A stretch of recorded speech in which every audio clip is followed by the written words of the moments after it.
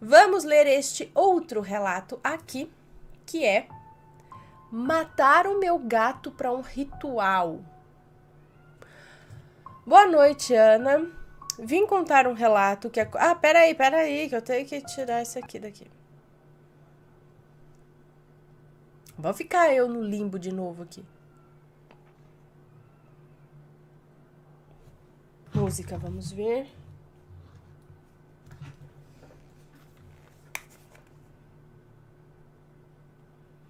Não, né?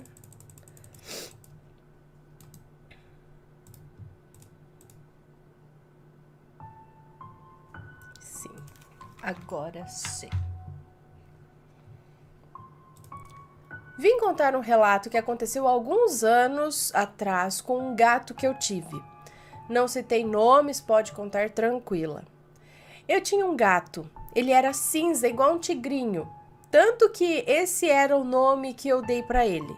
Nessa época, o meu irmão mais velho ficou doente, teve câncer, e por isso eu tinha que tirar o gato de casa, pois devido ao tratamento dele estar no começo, por causa da imunidade baixa e das recomendações médicas, não era aconselhável ter animais, já que o tigrão dormia em casa, nas camas.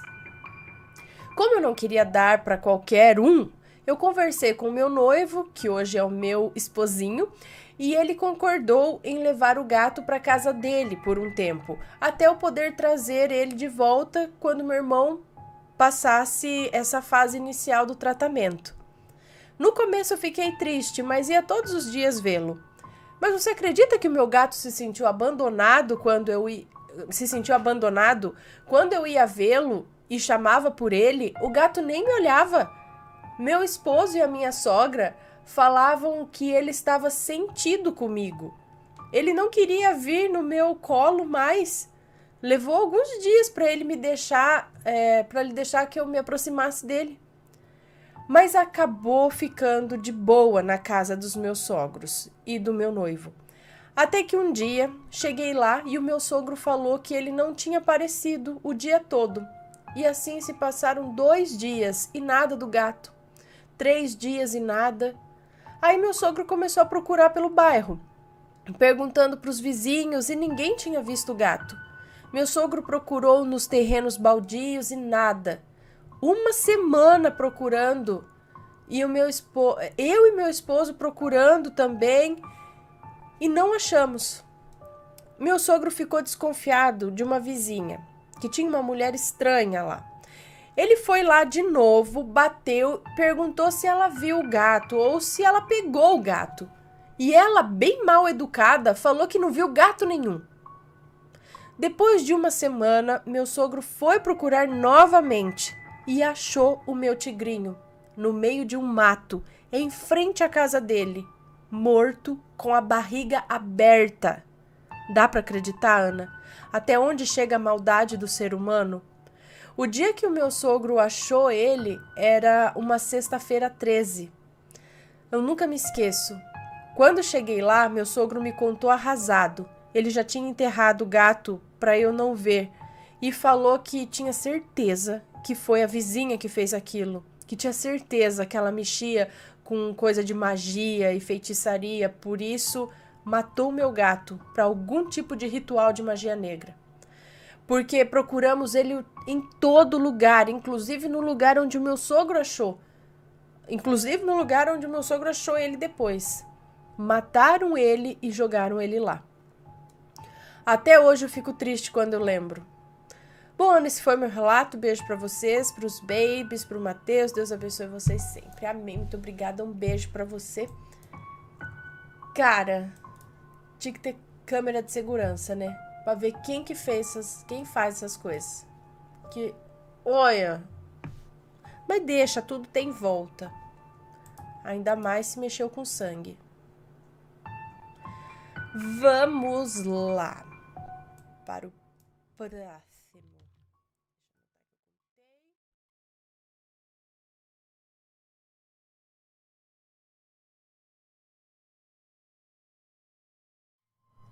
O que ou quem era aquilo?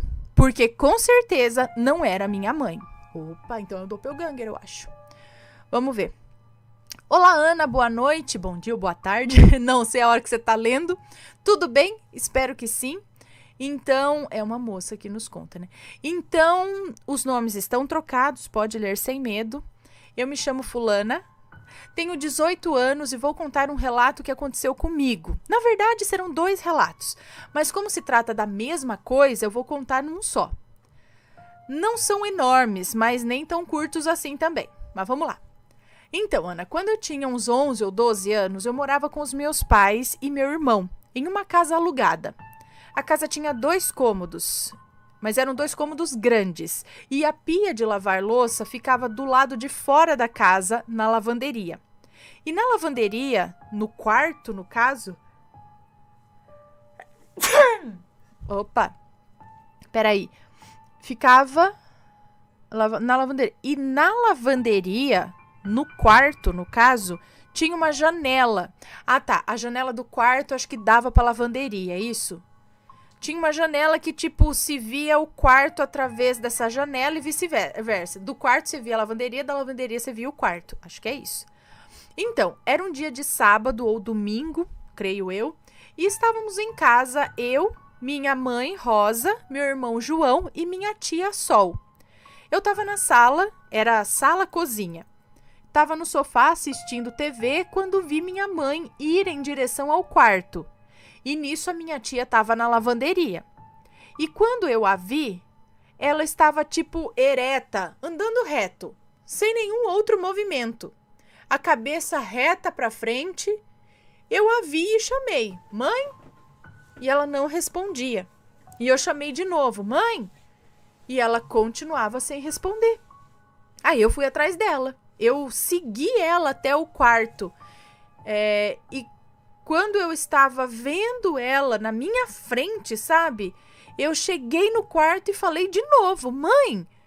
E a luz estava apagada, mas estava com a claridade do sol. Mas mesmo assim eu acendi a luz. E Ana, ela não estava no quarto. Não tinha ninguém além de mim.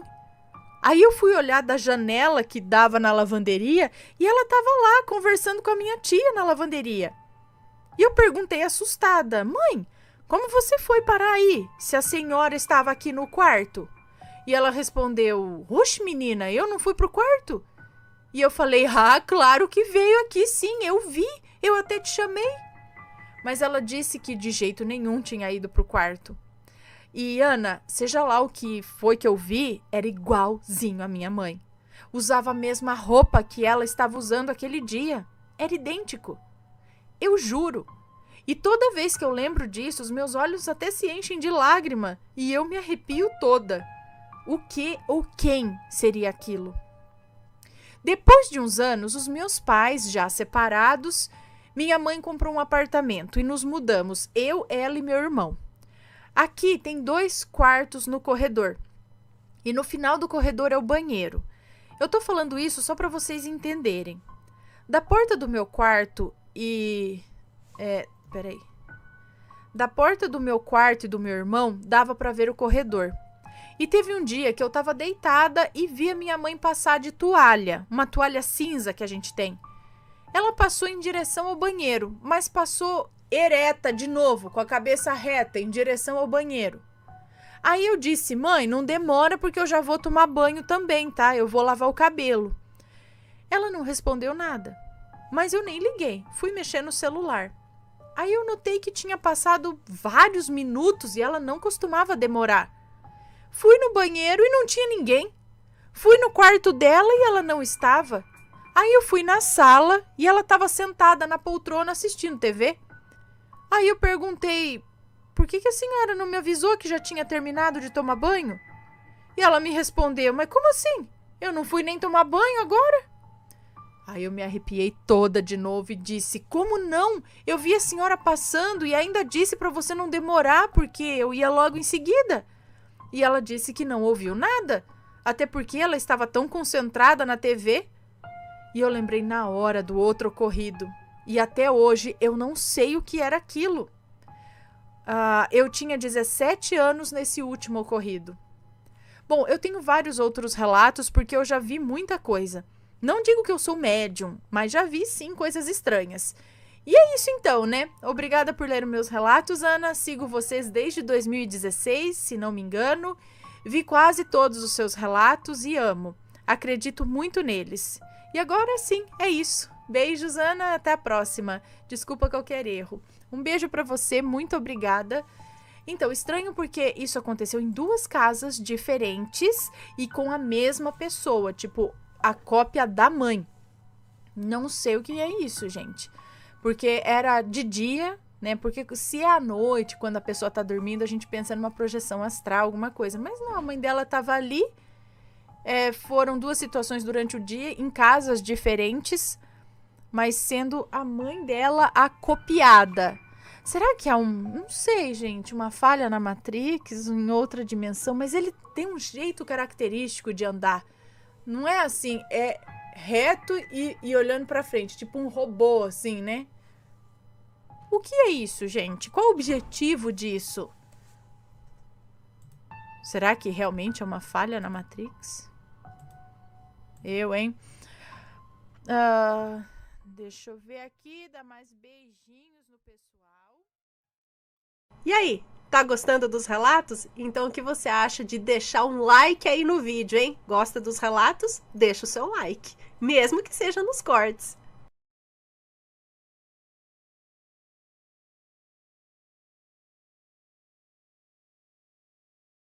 Relato de hoje, então, que é sobre um pouco de lenda, né? Confronto de mula sem cabeça. A gente quase não tem relato de mula sem cabeça, né? É uma coisa mais rara, parece, ou histórias de mula sem cabeça, pelo menos aqui pra gente. Mas vamos lá. Olá, Ana e assombrados. Já contei algumas histórias do meu avô e as assombrações da fazenda da família, do bicho preto, da pedra de gelo que caiu do céu e por aí vai. Hoje eu vou contar um relato que aconteceu no século XIX, antes de a cidade onde vivo ser reconhecida como tal. Não se preocupe porque todos os nomes estarão trocados. Ok. No século XIX, o município onde moro não existia. O lugar civilizado mais próximo era a cidade de Araxá, Minas Gerais, terra da famosa Dona Beija. Fizeram até uma telenovela dessa personagem na extinta TV Manchete, interpretada pela atriz Maitê Proença.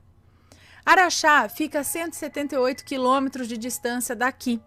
Imagina isso no século XIX. Nem havia estrada.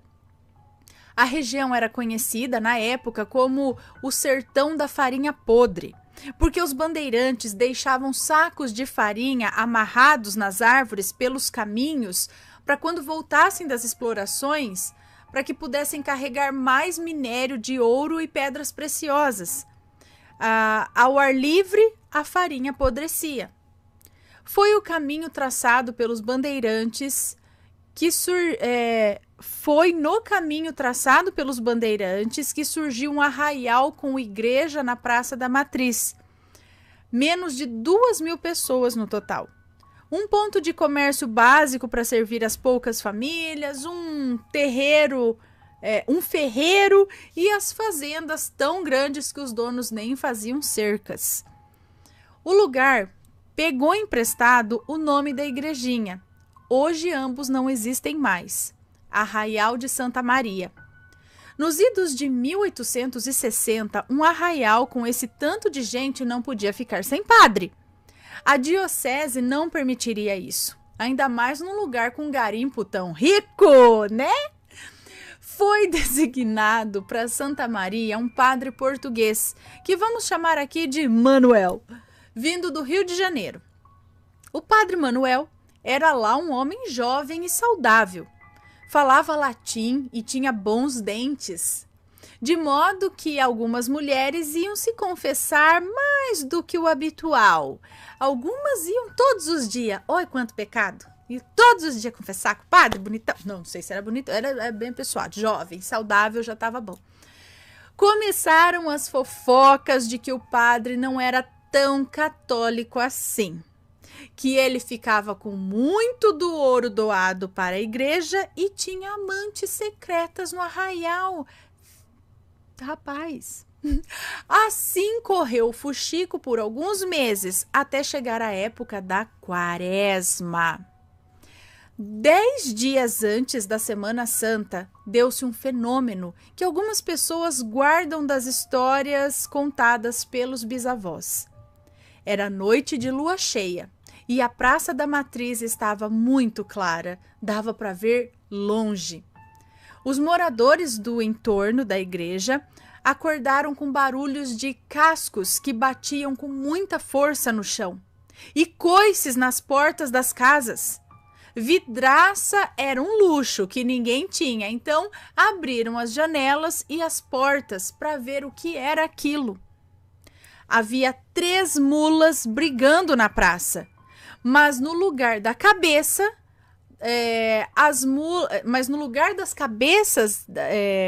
no lugar da cabeça das mulas, apareciam apenas como que grandes labaredas de fogo. Muita gente ficou tão horrorizada que correu para dentro de casa e se trancou lá. Os poucos corajosos, os que eram um pouquinho mais corajosos, ficaram para testemunhar a guerra. Tinha uma mula preta, grande e gorda, uma cinzenta mais alta e uma branca e magrela. As 3 sopravam fogo umas nas outras, empurravam-se até um muro ou uma casa, viravam os traseiros e soltavam coices terríveis que, quando erravam o alvo, acertavam portas e janelas, com barulho como se fossem tiros de espingarda. A briga durou um tempão e no final a mula preta venceu.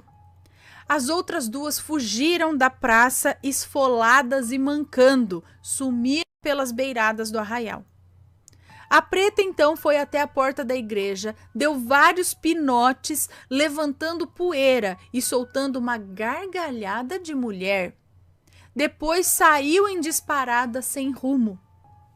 Amanheceu e o povo começou um alvoroço para descobrir quem eram as mulas sem cabeça. Diz o folclore que mulas sem cabeça são mulheres amaldiçoadas porque cometeram o pecado de serem amantes de padres. Ah, e o padre vira o quê, então? Que o mais pecado, então, que prometeu que não ia fazer nada e tá lá fazendo? A mulher tá livre ali. O golpe tá aí, cai quem quer. Quando se encontram, as mulas, né? Quando se encontram, são obrigadas a lutar até haver uma vencedora.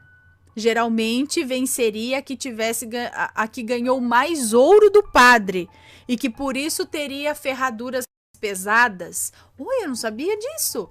Então é uma lenda.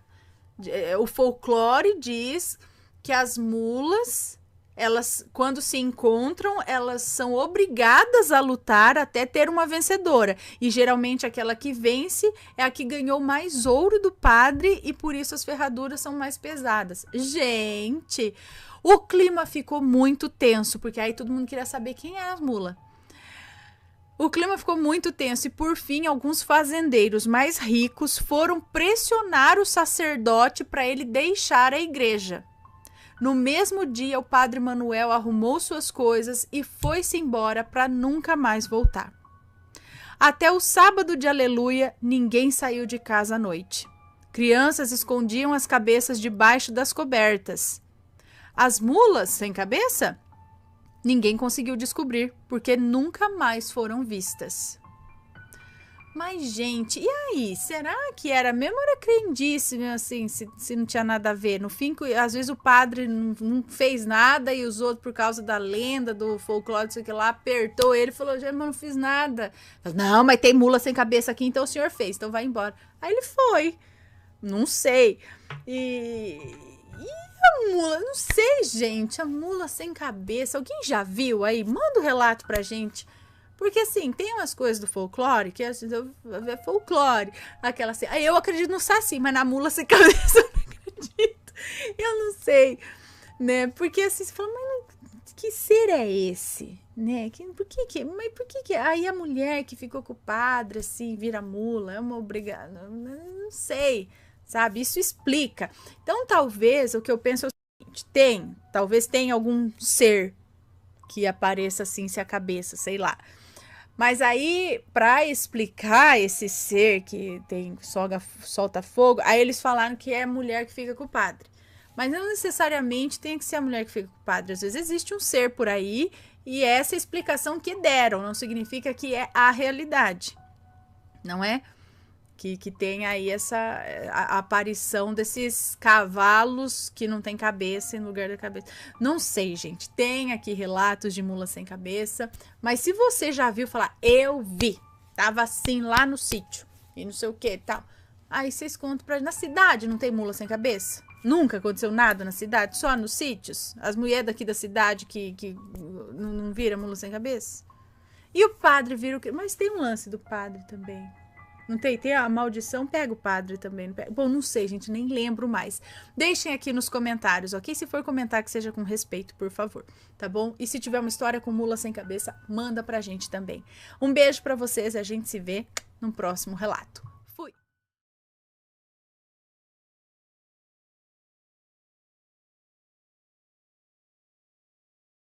Contra Maria Catarina, me tornei uma Edith. Ela, a briga é boa hoje, hein? Vamos lá, então. Olá, Ana, sua maravilhosa. Obrigada. Acompanho o canal desde os primeiros 2 dígitos de inscritos. E bem antes eu já acompanhava o site. Ah, que nostalgia. Segue o relato. Um relato doloroso e longo, pois vai contar a história de boa parte da minha vida. E acabou por me moldar de formas que às vezes desejaria não ter sido. Pode contar tranquilamente, o único nome citado já está trocado e os nomes estarão todos trocados. Inclusive o meu. Omiti algumas partes para não ficar tão longo. Ok. Meu nome é Fulane, tá? Ele é chique, ela não é Fulane, é Fulane com Y no final, ok? Uma moça de 30 anos e mora em São Paulo. Os meus pais se casaram quando a minha mãe tinha 20 anos e o meu pai 24. A minha mãe, apesar de ter vindo de uma família de poucas posses, foi muito bem criada. Meus avós faziam de tudo para que os filhos tivessem uma boa educação e acesso à cultura. Também muita leitura e escrita. Que andassem bem vestidos e se portassem bem. Afinal, não é porque você é de classe média baixa ou é pobre que não pode ou não vai aprender tais coisas. Concordo. Meu avô sempre foi extremamente trabalhador e a minha avó costurava roupas para fora, inclusive confeccionava as roupas dos 4 filhos. A minha mãe era a 3ª filha, mas a primeira mulher. A minha mãe começou a trabalhar cedo, ajudava em casa e a minha família era, e ainda se mantém, bem tradicional e rígida. Minha mãe aprendeu a dar duro, mas não perder os princípios morais que ela tinha, com os quais ela foi criada e também criou a mim e ao meu irmão. Pouco antes do casamento, ela foi convidada pelos irmãos do meu avô, que é europeu, a fazer faculdade de medicina na Europa e morar na casa dos irmãos do meu avô. Por ter dupla cidadania, seria tudo muito simples. Mas o meu pai a mandou escolher entre se casar com ele ou ir para o exterior fazer faculdade. Ela pediu a ele que fosse com ela quando ela foi convidada, mas de nada adiantou. Era uma oportunidade de ouro e ela perdeu. Ter de escolher partiu o coração dela e, de certa forma, ela carregou esse arrependimento até o fim da vida. Logo após o casamento, ele a fez sair do emprego, pois ela ganhava mais e ele, de certa forma, achava isso humilhante. Uma esposa tinha que ficar em casa, dentro daquela mente misógina dele. Ela também não chegou a fazer faculdade aqui em São Paulo. Adivinhe por quê? Pois é, meu pai disse novamente que ela deveria escolher entre se manter casada ou os estudos. Ela queria voltar a trabalhar e pagar sua faculdade, mas novamente os planos dela foram frustrados. Meu pai não queria filhos. Meu pai não queria filhos, mas a minha mãe, já com 27 anos, sonhava em ser mãe. Ela em casa, sozinha, claro que queria ter filhos. Era um sonho dela construir uma família. Então ela, no que na minha opinião considero um erro, engravidou propositalmente e eu nasci. Logo depois a minha mãe engravidou novamente, era um menino, o meu irmão nasceu. Meu pai se afastou totalmente da minha mãe durante toda a gravidez. Não a tocava, sequer falava com ela. Minha mãe descobriu uma traição do meu pai. Ele não argumentou. Havia provas. Pegou suas coisas e saiu de casa. Eu tinha 4 anos. Imagina se não bateu na cabeça dela. Ah, se eu tivesse feito a medicina na Europa. Ai, meu Deus. Bom, vamos lá. Ana, eu vi a minha mãe chorar dia e noite. Eu vi a minha mãe definhar. Ela não comia, não bebia, não dormia e chorava o tempo todo. Isso não era só a falta dele, não. Isso era pavor. O que iria acontecer com os filhos? Meu pai, raríssimas vezes, mandava pouco ou quase nada de dinheiro. A minha família enviava cestas básicas. Por diversas vezes cortavam a água, a luz. A minha família ajudava com dinheiro, inclusive vizinhos. E quando finalmente a minha mãe conseguiu um emprego, que era perto da nossa casa, ela não tinha com quem nos deixar além da minha avó, que morava muito longe. Ela acordava de madrugada, nos levava para a casa da minha avó e quando nos buscava, a maioria das vezes já estávamos dormindo. E de ônibus, ela fazia todo o trajeto de volta. Guarulhos, São Paulo, Guarulhos. Meu pai ainda se encontrava com a minha mãe e por vezes dormia lá em casa. Dizia estar magoado demais para voltar.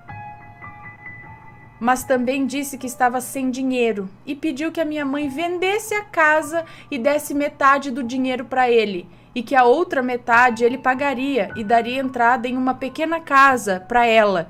E junto disso havia uma promessa de que eles voltariam. A casa foi vendida e minha mãe entregou todo o dinheiro para o meu pai. Eu tinha 8 anos. Mudamos para a casa da minha avó. Meu pai continuava a iludir a minha mãe com falsas promessas. E minha mãe decidiu entrar para a faculdade. Estar na casa dos meus avós também não foi nada fácil, pois o irmão dela tinha problemas com drogas e causava um verdadeiro inferno na vida dela. Na verdade, na vida de todos. Ela então estudava, trabalhava e no tempo que restava ficava comigo e com meu irmão. Fazíamos passeios, ela fez de tudo. A promessa do dinheiro que a minha mãe entregou ao meu pai para a compra daquela pequena casa viraram pó, inclusive. A minha mãe nunca viu esse dinheiro, nem a tal casa. Vale ressaltar que eles nunca deixaram de se encontrar. Meu pai nunca deixou de fazer promessas e minha mãe seguia apaixonada. Misericórdia. Ai. Mas houve uma frase que ela ouviu dele e nunca se esqueceu. Sequer eu esqueci. Não é possível ganhar dinheiro com mulher e filhos. Quem tá virando Edith agora aqui sou eu já. Já tô virando Edith aqui, ó. Não é possível ganhar dinheiro com mulher e filhos. Desculpa, gente, vamos continuar. Alguns anos depois, com a ajuda de seu padrinho, minha mãe entrou com pedido de divórcio e pensão alimentícia contra o meu pai, que a torturou psicologicamente por muito tempo após isso. Ela ainda estava na faculdade e ainda se encontrava com meu pai. Eles ainda viviam um romance. Uma mentira, né? O meu pai ainda fazia promessas de voltar com ela e tentava dissuadi-la do processo de divórcio e pensão alimentícia para os filhos. Vale ressaltar que eu soube quem era o meu pai bem mais tarde na vida. Boa parte eu liguei os pontos, outra parte eu senti na pele e ouvi o pouco do que me contaram. Vocês devem estar se perguntando por que isso é tão importante e onde começa o sobrenatural. Eu precisava contar sobre quem eu mais amei, sobre quem era o meu pai, que costumo chamar carinhosamente de cria de Satanás. Olha só, meu Deus. Então, eis que surge, para piorar, já não basta a cria de Satanás, oh meu Deus, agora surge Maria Catarina, que chamo carinhosamente de Satanás de saia. Meu Deus do céu. A namorada do meu pai. A conheci com 10 anos de idade. Meses antes, meu pai ainda estava saindo com a minha mãe. Que absurdo era aquele? Eu sabia que tinha algo de errado. Eles agiam como se estivessem juntos há anos. E anos depois, ela me disse que começou a namorar com meu pai quando eu tinha 8 anos. Ah, essa Maria Catarina, é isso? A namorada do meu pai, eu conheci com 10 anos. Meses antes, o meu pai ainda estava saindo com a minha mãe. E que absurdo era aquele? Eu sabia que tinha algo errado. Eles agiam como se estivessem juntos há anos. Ah, a Maria Catarina e o pai dela agiam como se estivessem juntos há anos. E aí, anos depois, ela me disse que começou a namorar com meu pai quando eu tinha 8 anos. Então, quando ela conheceu Maria Catarina, ela já fazia 2 anos que o pai estava... Na verdade, estava com as duas, né? Com a Maria Catarina e com a mãe dela. Acho que é isso. Pessoal, deixa eu só dar uma pausinha aqui. Que eu quero ter certeza de que tá passando. Mãe! Você tá me ouvindo? Não sei se minha mãe!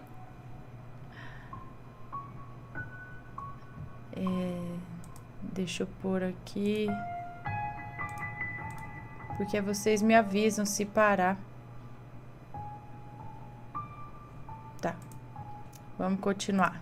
Dando continuidade aqui. Bom, posteriormente, de acordo com os meus cálculos, o meu pai esteve com Maria Catarina e minha mãe ao mesmo tempo por 7 anos. E então houve uma pausa, mas depois houve um retorno. Como ele conseguia isso? Não levava os filhos para ver Maria Catarina, vulgo Satanás de saia, e dizia à minha mãe que ele e Maria Catarina haviam terminado. Eu sempre tive a mediunidade muito alta, desde muito pequena. Isso é de família. Acontece com as mulheres e é mais forte com as primeiras filhas. Minha avó, minha mãe e eu somos, apesar delas serem falecidas, extremamente ligadas. E foram as pessoas que mais amei na vida. Eu sentia elas e elas me sentiam onde quer que estivéssemos. Minha avó e minha mãe sabiam lidar muito bem com tudo aquilo. A casa era protegida. Nada de ruim entrava lá. E cada uma tinha dons específicos e uma boa parte iguais também. Mas a minha família é católica praticante. Algum tempo depois, o meu pai novamente levou os filhos para ver Maria Catarina. Eu sentia a energia dela vibrando de forma pesada, destoando, e era totalmente relacionada e direcionada a mim. Aquilo contaminava, me fazia sentir suja, passar mal. E além disso, ela de uma certa forma, com alguns subterfúgios, percebo agora, tentava me afastar do meu pai. Eu tinha uma verdadeira adoração por ele.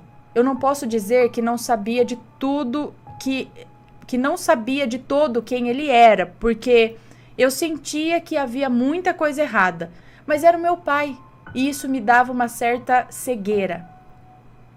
Meu pai não era o tipo que poupava os filhos. Ele não só batia, como ficava sem falar. Ele não dava atenção e se mantinha assim por meses, até que houvessem choros, que implorássemos por perdão.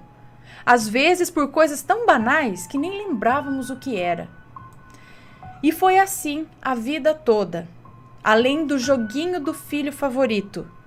Ele sempre escolhia um dos filhos para mimar e ignorava por completo o outro, e tudo a bel prazer, provavelmente para ver o outro rastejar e implorar por atenção e afeto. Ele tem traços diagnosticados de narcisismo e psicopatia. Voltando a Maria Catarina, ela é de família rica. Eu não tô falando classe média, não. Eu tô falando rica mesmo. Do tipo que não vai trabalhar nunca e vive com extremo luxo e vai viver de herança. Ela colocou um detetive particular para seguir a minha mãe. Minha mãe começou a receber ligações de números desconhecidos. Correspondências chegavam violadas. Amigas e colegas relataram terem sido abordadas por estranhos fazendo perguntas sobre ela, amigos e familiares. A minha mãe, inclusive, sofreu um acidente de carro quando voltava com uma amiga do trabalho e elas relataram estar sendo seguidas. Houve boletim de ocorrência, mas a pessoa fugiu. De início, eu achava que aquilo era impossível, só podia ser loucura, mas não era. A Maria Catarina realmente fez isso. Ela sabia de coisas sobre a minha família toda, que ela só podia saber se os conhecesse. Eu não estou falando de coisas que o meu pai poderia ter falado. Estou falando de coisas como aparência física de parentes, local de trabalho, residência. Não, meu pai não possui nenhum álbum de fotos onde tenham fotos da família. Houve vários pequenos absurdos, mas vamos pular, pois o relato já está bem extenso e deu para perceber o grau de loucura da Maria Catarina. Eu iniciei meu estudo no ocultismo com 12 anos de idade. Envolvia religião e prática de magia. Deixo claro que não era nenhuma religião de matriz africana. Eram coisas mais pesadas, mas eu tinha contato com os meus mentores espirituais desde muito cedo e houve bastante orientação, muita leitura e nada foi feito com imprudência. Quando eu tinha 14 anos, fiz uma viagem com meu pai e a Maria Catarina. No último dia de viagem, eu estava bem com meu pai. Ele estava na fase do filho favorito e naquela época era eu. Estávamos num passeio e ele se ofereceu para trocar o lanche comigo e Maria Catarina fechou a cara. Deu uma cotovelada nele por baixo da mesa e disse que eu estava querendo competir com ela. Estávamos no passeio e ele se ofereceu para trocar o lanche comigo. Bom, no dia seguinte, pegamos a estrada de volta e paramos para dormir em um hotel, em uma cidade pequena. Naquela noite eu passei muito mal. Meu pai me acordou aos gritos e eu dizia não conseguir ir. E eu tive 6 crises convulsivas. Motivo? A energia da Maria Catarina. Tem gente que não precisa de muito para causar muito mal. Ela tinha de tudo. A única coisa que ela queria mais do que tudo era o meu pai. E na mente distorcida dela, eu estava atrapalhando. Aquilo ficou insustentável e eu tinha um nível de prática dentro do ocultismo considerável. E então eu tomei uma decisão e uma atitude que mudaria a minha vida por completo. Com 14 anos de idade. Maria Catarina não é tão mais velha do que eu e ela queria ter filhos. Eu fiz alguns rituais e o resultado foi que ela se tornasse estéril, uma árvore sem frutos. Existe uma troca equivalente. Ela acreditaria que não ter filhos é uma decisão dela, mas isso foi parte do meu ritual. E nessa eu também não quero ter filhos.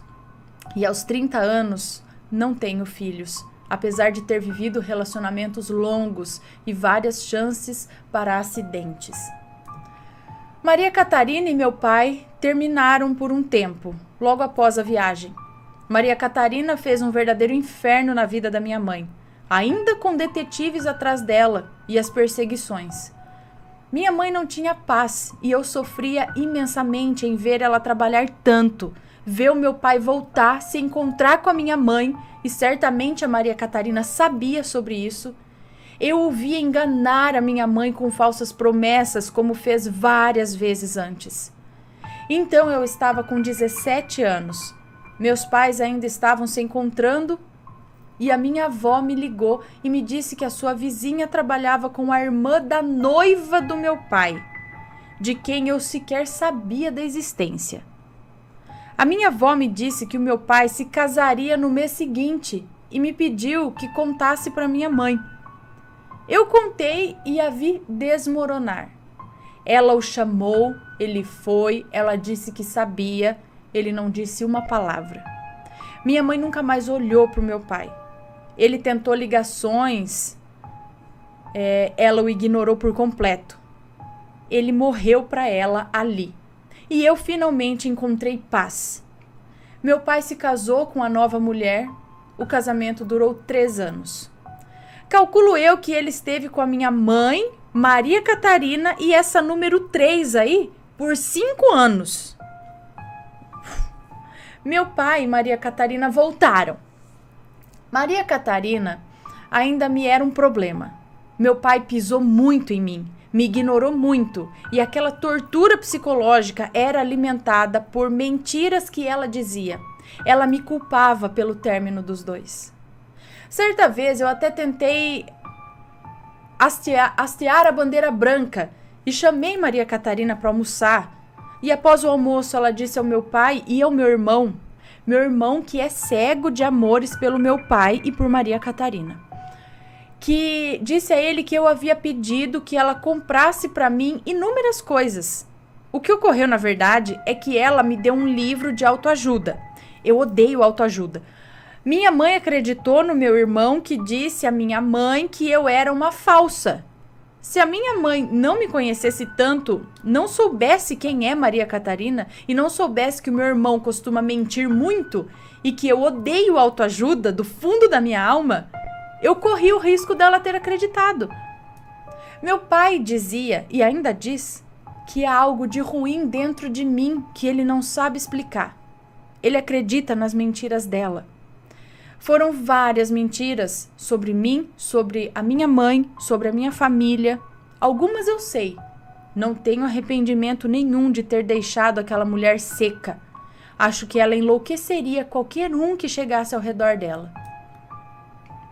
Eu vivi a minha vida. Por diversas vezes ainda me peguei rastejando e implorando por atenção, enquanto agora o jogo do filho favorito favorecia o meu irmão, que tinha de tudo, inclusive um local para morar com a sua esposa e filhos que pertence ao meu pai e a Maria Catarina.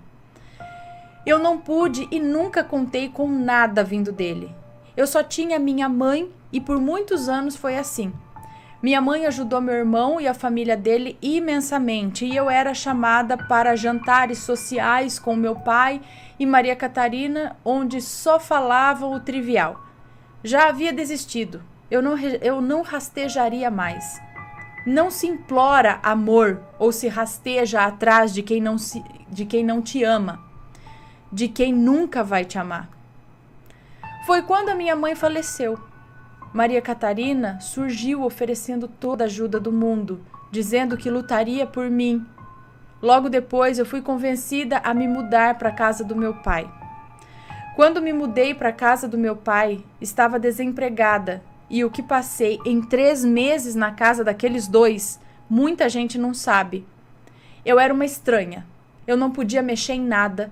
Eu tive tudo que era meu revirado. Não podia sair ou receber ninguém.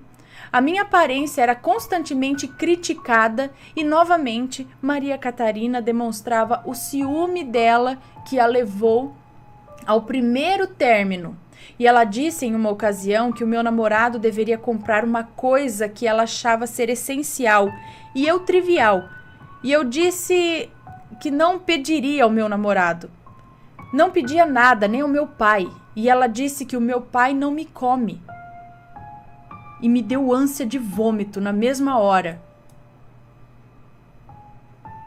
Ela, certa vez, disse aos gritos saber tudo o que ocorria na minha casa. Meu irmão não teve respeito pela única coisa que a minha mãe pediu a ele, que não fizesse fofoca. Assim que me mudei, meu irmão vendeu a casa onde eu morava com a minha mãe e logo que assinei o contrato de venda, eu fui expulsa da casa do meu pai e passei a morar com 2 amigas.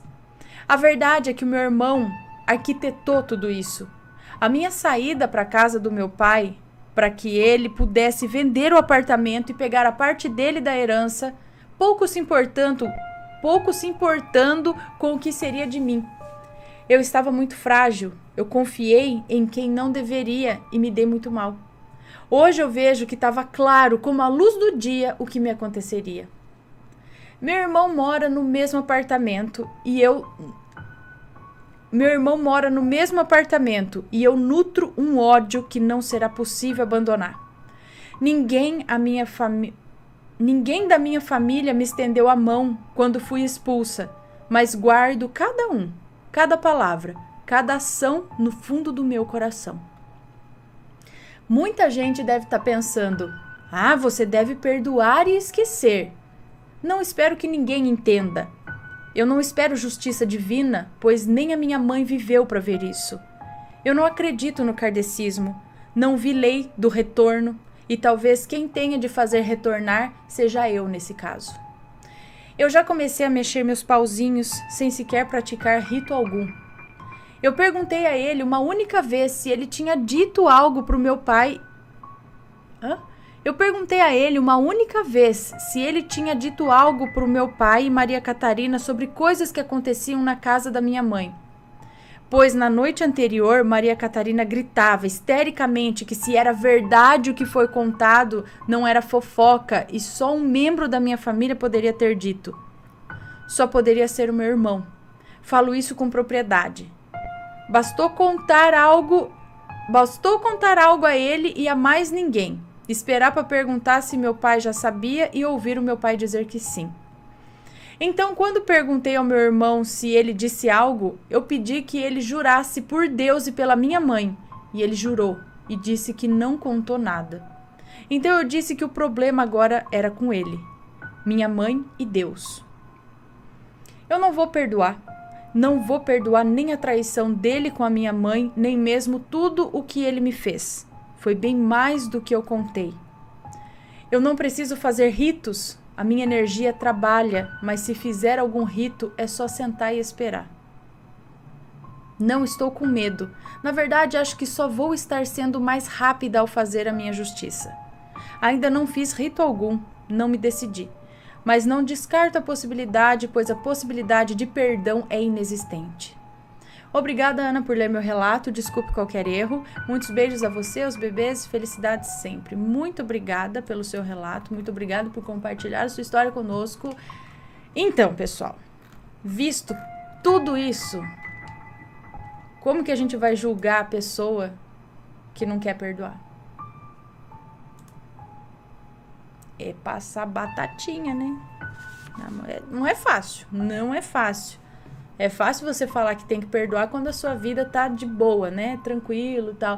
Na hora que você passa na pele muita coisa desse tipo, não é nem um pouco fácil perdoar. O que você mais quer é revenge, não é? É triste como tem gente... o que se cria, né?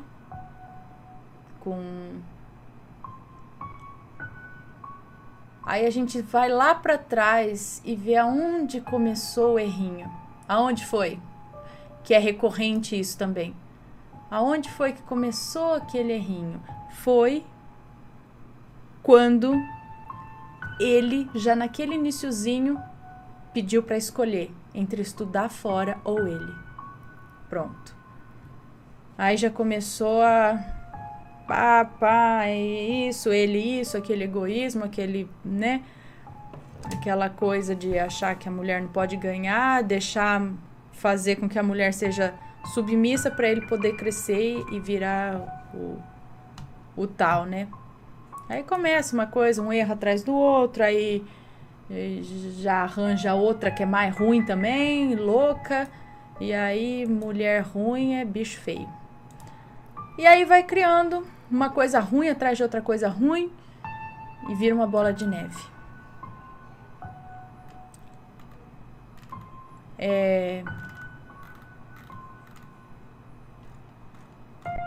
Cada um com a sua história. O que eu ia falar? Esqueci. Deixem as suas opiniões aqui, tá? Deixa eu dar um beijo nessa galera.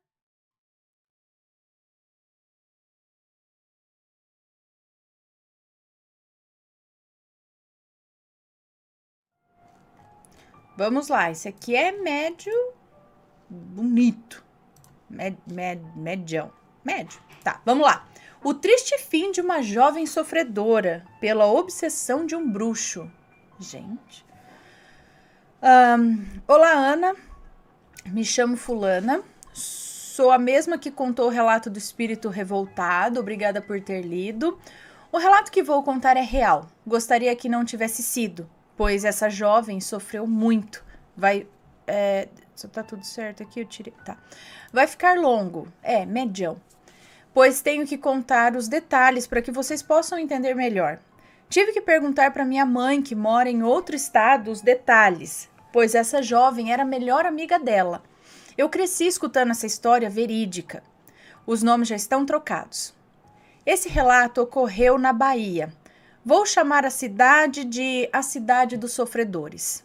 Foi por volta de 1986 que a jovem, que aqui vou chamar de Rubi, foi alvo de uma paixão obsessiva de um bruxo, que aqui vou chamar de Merlin. A Rubi tinha seus 14 anos, era uma adolescente bonita, porém triste, pois desde sempre ela já via espíritos e eles não deixavam ela em paz. Minha mãe era a melhor amiga dela. Elas eram quase da mesma idade. As duas tinham muito em comum, eram médiums. Sofriam com a opressão dos espíritos malignos. Vou chamar a minha mãe aqui de Esmeralda. O velho bruxo morava no meio do mato, tinha as unhas enroladas e se apaixonou pela Rubi. Tentava de todas as maneiras ficar com a jovem, que óbvio, não queria saber dele. Ele dizia a ela que ela pertencia a ele e que ela não poderia se envolver com mais ninguém. Rubi tinha medo dele e sempre que o via tentava fugir e conseguia.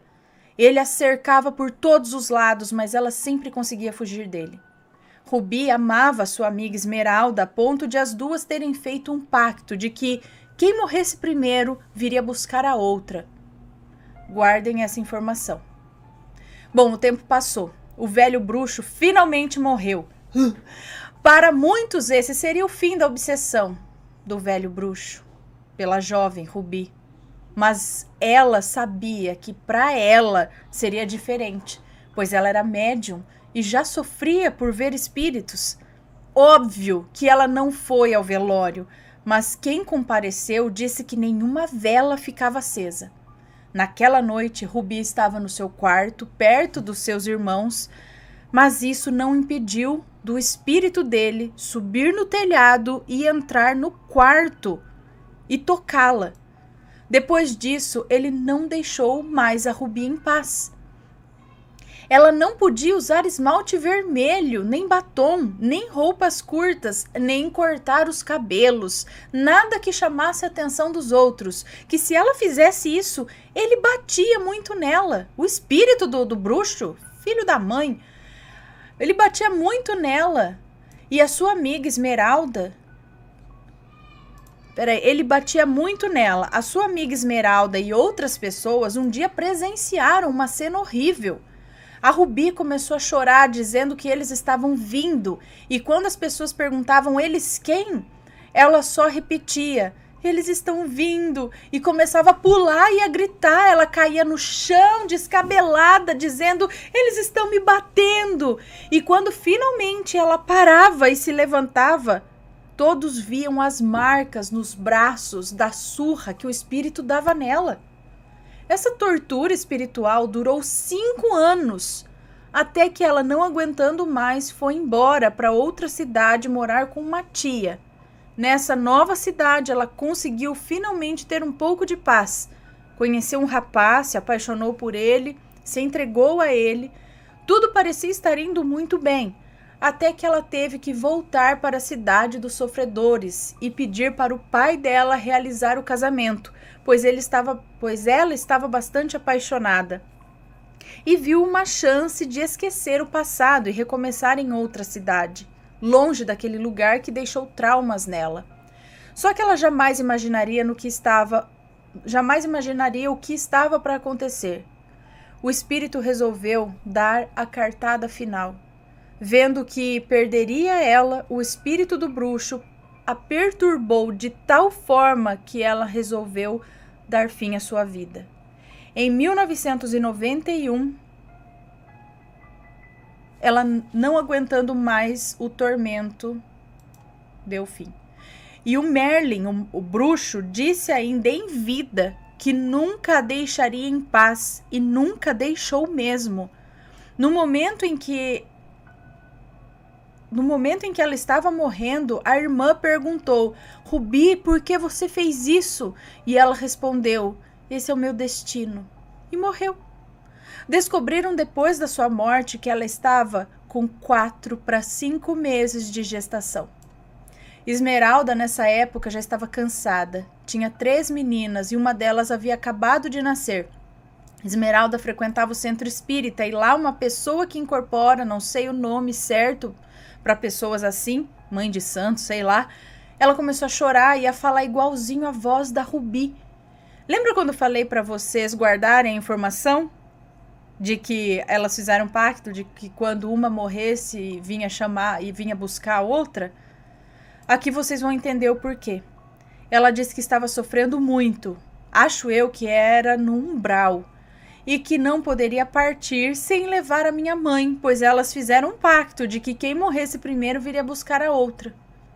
E Esmeralda disse a ela: eu não posso ir com você, Ruby. Eu tô casada agora, eu tenho filhos pequenos para criar. Pode ir, um dia a gente vai se ver. E aí pediu uma missa para Ruby. Esmeralda chegou a ver Ruby em cima de uma árvore, com roupas brancas, e sorriu para ela e sumiu. A Esmeralda não sabia ao certo se foi sonho ou visão, mas de uma coisa ela tinha certeza: sua melhor amiga encontrou a luz e finalmente conseguiu ser feliz. Bom, é isso, espero que tenham gostado, Ana. A dúvida que fica é: ela foi escolhida por esse bruxo porque ela era médium e já sofria ao ver espíritos? Ou, independente disso, ele a escolheria? Por que ele escolheu a Ruby e não a Esmeralda? Sendo que as duas tinham quase a mesma idade e tinham sensibilidade para o mundo espiritual. Muito obrigada, Ana, por contar esse relato. Desculpe os erros, pois digitei no celular e com recém-nascido no colo. Beijos para você e que Deus abençoe sua família linda. Um beijo para você, muito obrigada. Eu acho que a única coisa que se trata aqui é de um velho louco que ficou obcecado pela menina e fez porcaria.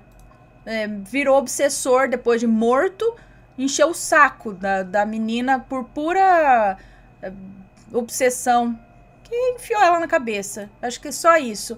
Agora, em 5 anos, ela não conseguiu ajuda de nenhum centro espírita, de nenhum padre, nenhum pastor, ninguém pôde ajudar essa moça. Ela não procurou ajuda em todo esse tempo, sofrendo desse jeito. Que tinha que ir num lugar para mandar esse bruxo aí de onde ele devia vir, né? Onde foi, sei lá. Gente, vai chegar a esse ponto, né? Coitada.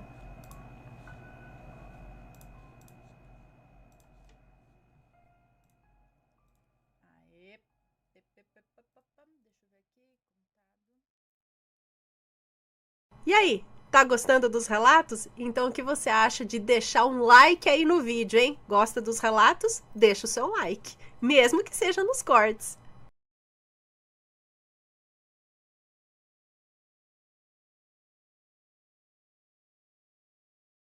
Então vamos para outro relato. Mais um relato aqui, ó. Falando em gorro, este relato é o mal no boné. Mas esse aqui não vai com mal nenhum não, tá?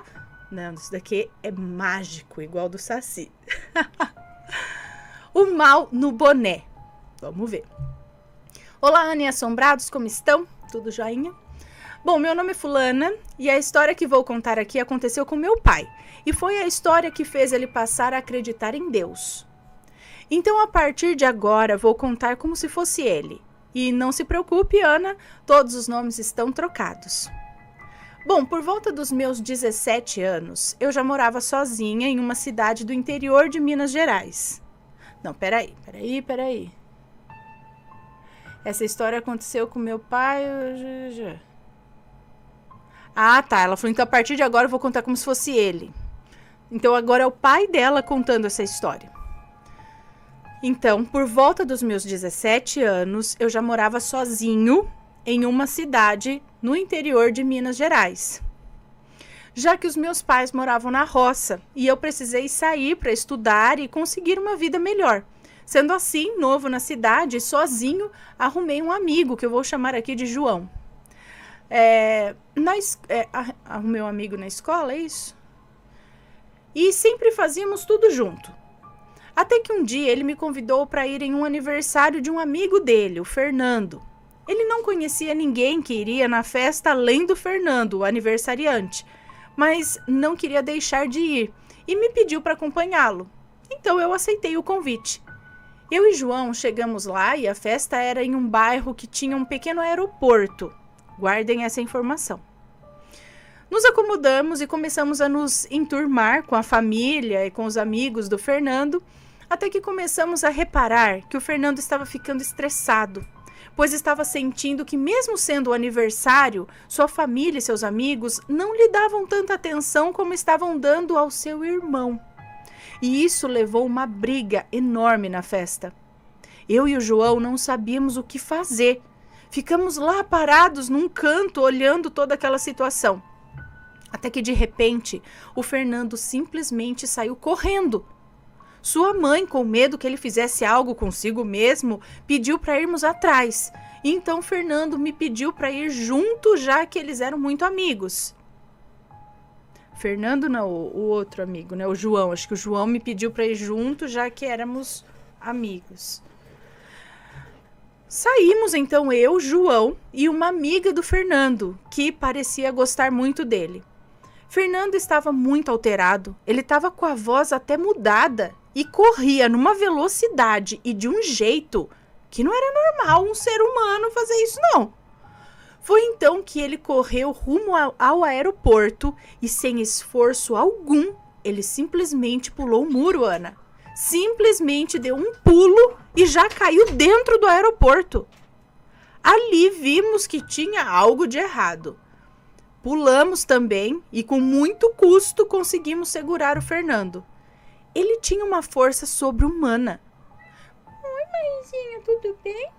Não, o que aconteceu? Tá dengosa, né?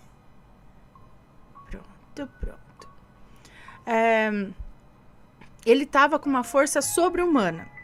Foi aí que percebemos que ele estava usando um boné. E o meu amigo João disse: se ele tem algum problema, está nesse boné. Nossa, como assim? Ele teve uma intuição, algo assim? Ele continuou falando, se ele tem algum problema, está nesse boné, porque ele corre, ele se balança, ele pula, e esse boné não sai da cabeça dele por nada. Então a amiga do Fernando, que foi até lá com a gente, disse o seguinte: eu também acho que está nesse boné, pois ele não tira o boné da cabeça há mais de uma semana, e vem agindo diferente desde que colocou isso na cabeça. Ana, quando tentamos tirar o boné da cabeça dele, ele virou uma fera. Se debatia e falava coisas com uma voz grossa e ameaçava matar quem tirasse aquele boné dele. Foi então que o João virou para mim e disse: olha, eu sei que você não acredita, mas por favor, reza comigo e me ajuda a salvar meu amigo. Então, naquele momento, eu me entreguei e comecei a rezar junto com eles. Ana, quando começamos a rezar, ele simplesmente desmaiou. E nós tiramos o boné e colocamos fogo no boné ali mesmo. Quando ele acordou, o Fernando não se lembrava de nada. E estranhou de como ele foi parar no aeroporto. Quando acordou, voltei aqui, peraí. E depois nós perguntamos de onde ele tirou aquele boné. E ele contou que foi de um homem bem conhecido do bairro. Fomos investigar tudo isso e descobrimos que o Fernando tinha ficado com a ex-mulher desse homem. E que quando esse homem descobriu, não gostou nada disso. Fez uma maldição e colocou no boné. Se fingiu de amigo e presenteou o Fernando com o dito cujo. Aquele boné o mataria se não tivéssemos visto que o mal estava nele. Bom, esse foi o relato do meu pai, Ana, que a partir desse dia não perdeu mais a fé, pois ele presenciou o poder de Deus com seus próprios olhos. Espero que tenham gostado. Um beijo para você, muito obrigada. E que interessante, ele teve um sopro ali, eu acredito, de que era o boné que estava dando problema. E olha só, então foi um presente magiado. Por isso que ele começou a já querer brigar no aniversário, já, sabe, começou tipo alguma coisa falando, vai, tal coisa, eles estão dando mais atenção pra ele, sabe, enchendo a cabeça por causa do boné. O que, Marizinha? Ai, dando mordidinha na minha mão pra eu fazer carinho nela agora. Ai, que gostosura. Me conta, gostou do relato? Então o que você acha de deixar um comentário aqui embaixo, sempre com respeito, por favor, além do like, é claro.